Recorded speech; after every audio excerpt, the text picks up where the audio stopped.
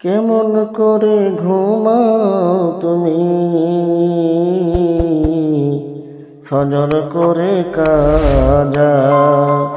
এমনও তো হতে পারে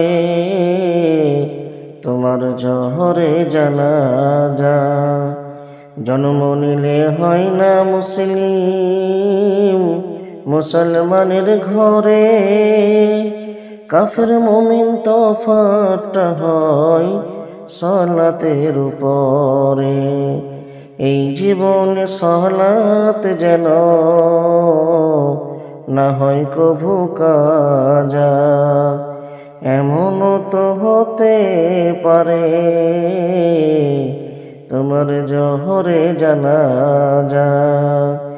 এমনও তো হতে পারে তোমার আসরে জানাজা।